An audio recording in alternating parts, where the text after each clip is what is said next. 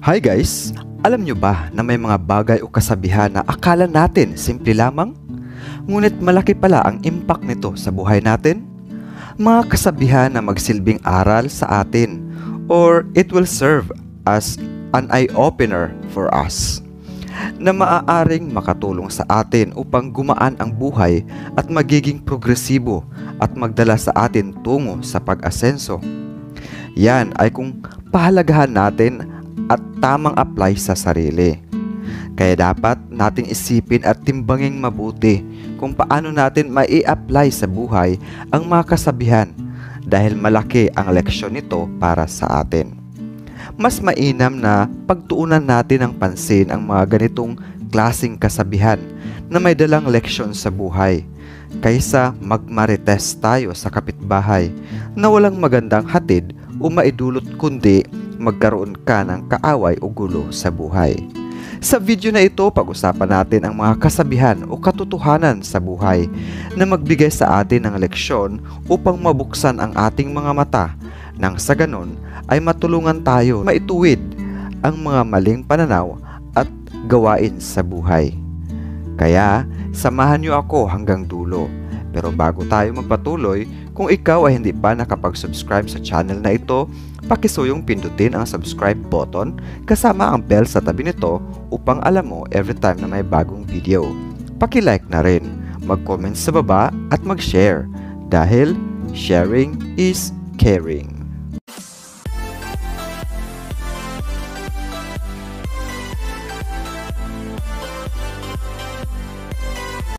Welcome back to Nudshan TV 1. This is CJ, a content maker, at ngayon, narito ang mga bagay na may dalang leksyon sa buhay. Mga kasabihan na magmulat sa ating mga mata to reflect in our lives. Una, everything is temporary. Diba, simple at common na laging naririnig natin sa mga tao, pero kadalasang binabaliwala. Yes, walang bagay o tao na permanente sa mundong ito. Changes lamang ang maituturing na permanent dahil patuloy ang pagbabago ng lahat na nasa mundo. Our life is like a breath. It goes and comes within a second.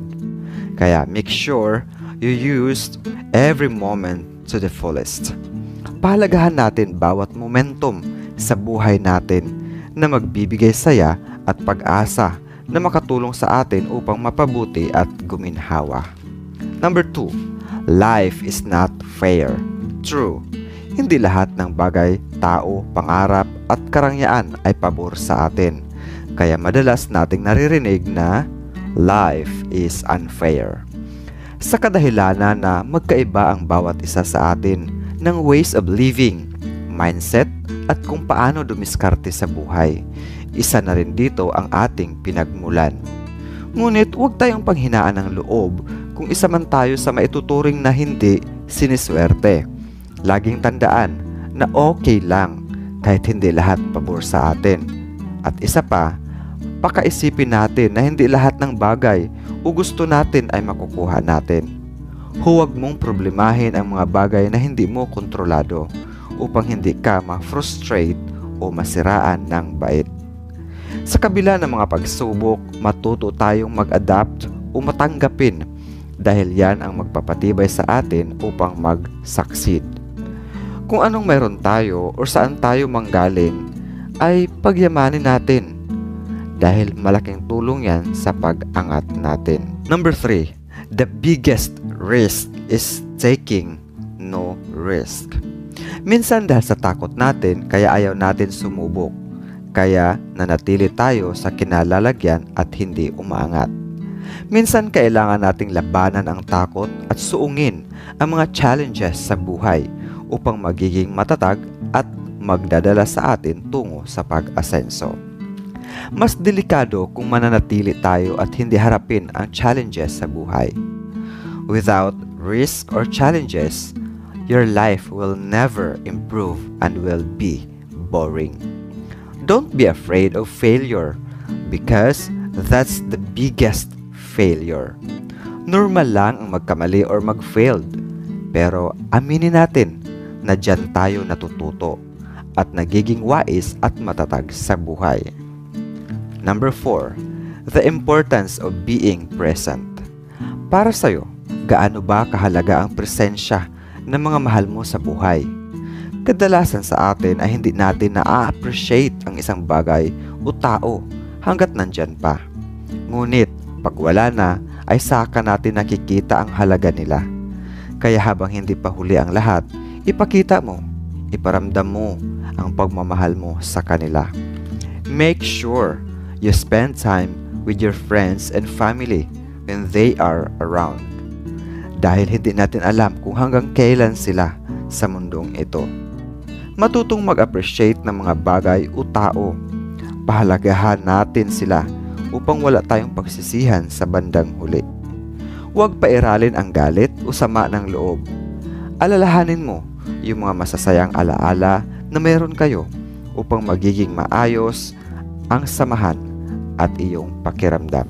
Number 5. Overthinking makes things worse.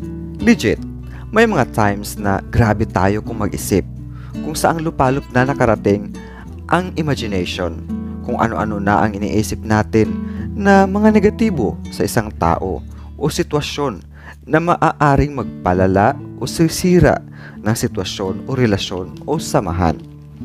Well, normal lang naman na umabot tayo sa puntong ganon.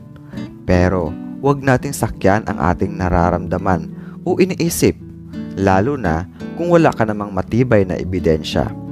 At kung alam mo na magpalala lang sa hindi magandang sitwasyon, ay itigil mo yan at iwaksi sa isipan ang mga negatibong kaisipan. Hindi porket naramdaman mo ay totoo na ito. Matutong lumugar at gumawa ng imbestigasyon bago humusga. Ang overthinking o sobra-sobra kung mag-isip ay sinisira nito ang mental health mo at ang relasyon mo sa isang tao. Kaya, analyze and investigate before you judge. Number 6. Happiness is a choice. Tumpak. Huwag mong iasa sa ibang tao ang happiness mo. You always have the choice to be happy, no matter the situation. Sa mahirap na kalagayan o sitwasyon, magpasalamat na lang tayo at masaya na kahit papano buhay tayo at nakasurvive, na hindi kasing bigat ng iba ang dinadala nating problema. Matutong mag-appreciate sa mga maliliit na bagay dahil yan ang magbibigay sa atin ng saya. Always see the brighter side and ignore the negative vibes. Take a deep breath and smile. Be strong and choose to be happy. Huwag magpakalunod sa hirap at sakit na nararamdaman o pinagdadaanan. Bumangon ka, lumabas ka at mag-enjoy. Huwag sakyan ang kalungkutan. Sana nakatulong sa iyo ang video na ito. Thank you and until next video.